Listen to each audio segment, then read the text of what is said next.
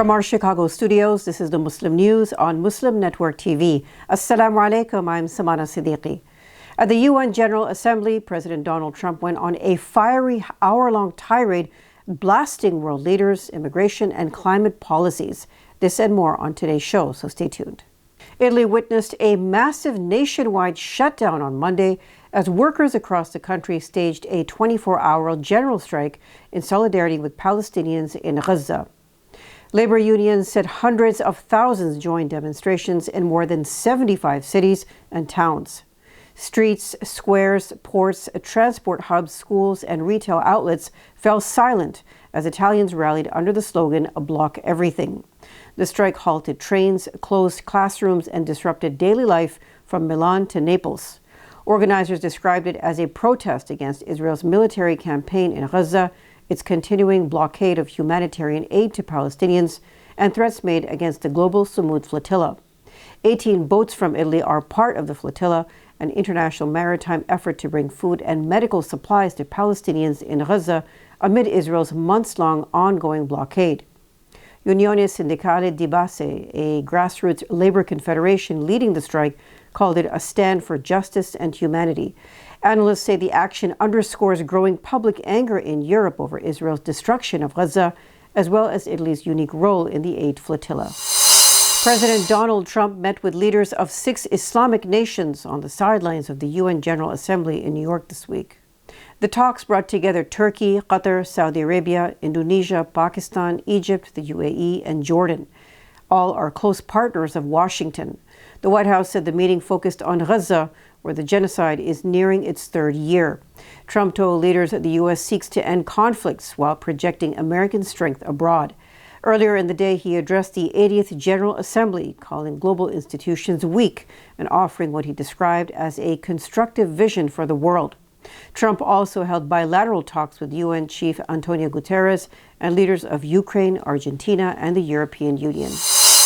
President Donald Trump delivered a nearly hour-long angry address at the 80th UN General Assembly on Tuesday, far exceeding his allotted 15 minutes. He unleashed a barrage of criticism on global institutions, leaders, and policies. Trump accused London Mayor Sadiq Khan of wanting to impose Sharia law, calling him a terrible mayor who had changed the city for the worse. Turning to the Middle East, Trump demanded an immediate end to what he called the Gaza war, saying prisoners must be released. He also claimed recognition of a Palestinian state was a reward for Hamas. Trump insisted that peace could only be achieved if Hamas releases prisoners and the bodies of those killed. On immigration, Trump accused Europe of being invaded by illegal aliens, claiming that governments were destroying their own countries. He charged the UN was funding the migrant crisis instead of stopping it. Trump also ranted against climate change policies, dismissing wind power and praising what he called clean coal. He urged nations to exploit oil and gas reserves, blasted allies for buying Russian energy, and questioned the purpose of the UN, saying empty words don't solve wars. The former real estate developer reminded delegates that he once bid to rebuild the UN headquarters building for half the cost, claiming it would have been far superior. The United Nations says famine in Gaza is getting worse as Israel continues its ongoing 6-month blockade of food and humanitarian aid to the region. UN spokesperson Stefan Dujarric said nearly half of Gaza's nutrition treatment centers are closed. That leaves hundreds of children without help. The UN Office for the Coordination of Humanitarian Affairs reports more than 50 rescue and recovery missions in the last 10 days. Dujarric said famine was confirmed more than a month ago in northern Gaza, but Israeli restrictions continue to block aid deliveries. On Monday, only 7 out of 12 humanitarian missions were allowed. 2 food convoys were denied. Families are fleeing Gaza City toward Khan Yunis and Deir al-Balah, but shelters there are overcrowded. Dujarric stressed the desperate need for humanitarian support and warned that aid workers cannot keep up as Israel's attacks continue.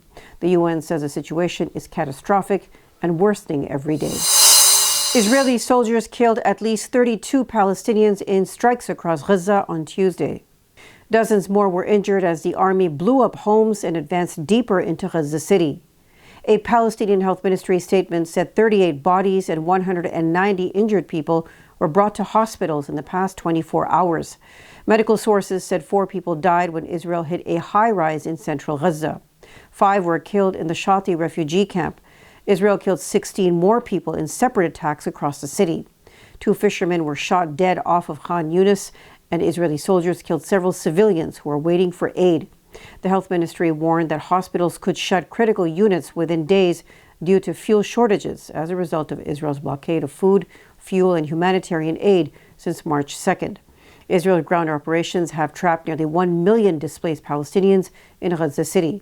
Since October 2023, Israel has killed at least 65,382 Palestinians and injured more than 166,000, with thousands still missing under the rubble. The International Criminal Court has issued arrest warrants for Israeli Prime Minister Benjamin Netanyahu and his former Defense Minister Yoav Gallant for war crimes and crimes against humanity in Gaza. The UN, the International Association of Genocide Scholars, Amnesty International, Israeli human rights group B'Tselem, among others, have confirmed that Israel is committing genocide. Israel has damaged one of Yemen's most important cultural landmarks.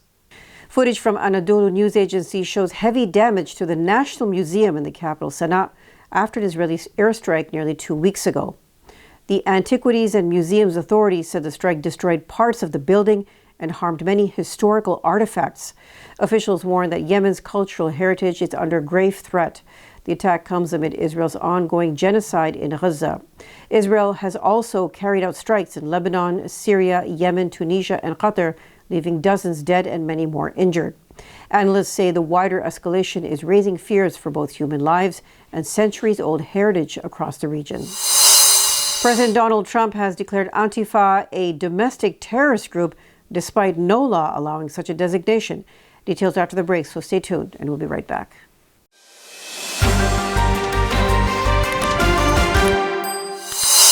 President Donald Trump has signed an executive order declaring Antifa a domestic terrorist organization.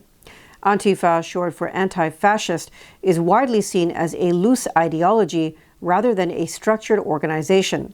The FBI once described it as a movement, not a group with members. Trump's order calls Antifa a militarist, anarchist enterprise that seeks to overthrow the U.S. government and law enforcement. It describes the movement's actions as domestic terrorism through coercion and intimidation. Legal experts note that there is no U.S. law that allows the government to formally designate domestic terror groups. Trump vowed last week on social media to blacklist Antifa, calling it a sick, dangerous, radical left disaster. The order comes after the killing of far-right activist Charlie Kirk on September 10th. Experts say no evidence ties Antifa to the crime and point to studies showing that right-wing groups commit most U.S. political violence. Shortly after Kirk's killing, the Justice Department removed a study that found that right-wing terrorists in the U.S. account for 54% of deaths due to political violence since 2020. However, it is still viewable as an archived post on Wayback Machine, a digital archive of the web. The study went on to say, since 1990, far-right extremists have committed far more ideologically motivated homicides than far-left or radical Islamist extremists, including 227 events that took more than 520 lives. At least 25 people were killed overnight in Pakistan's northwestern Tirah Valley. The cause of the blast remains disputed. The Tirah Valley is in Khyber district of Khyber Pakhtunkhwa province, near the border with Afghanistan. Opposition lawmaker Iqbal Afridi blamed Pakistani fighter jets, saying homes were bombed and children were among the dead. He posted statements and images online claiming the strikes destroyed houses. But security sources told Anadolu news agency that explosives hidden by militants inside a house detonated. They said nearby homes were also damaged and some women and children may be among the casualties.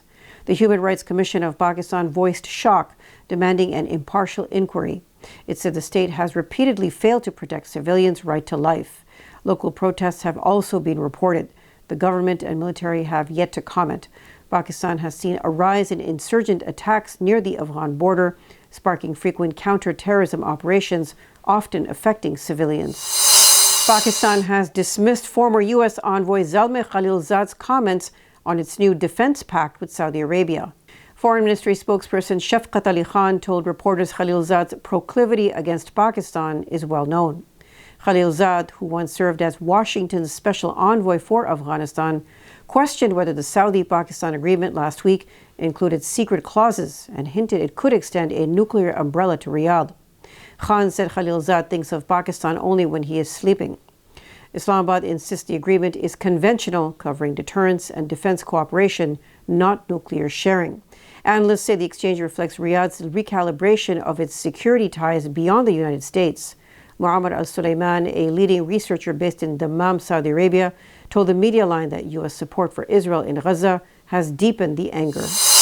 Marking the International Day of Peace, faith leaders, UN agencies, and civil society launched the Stand Up for Children in War campaign.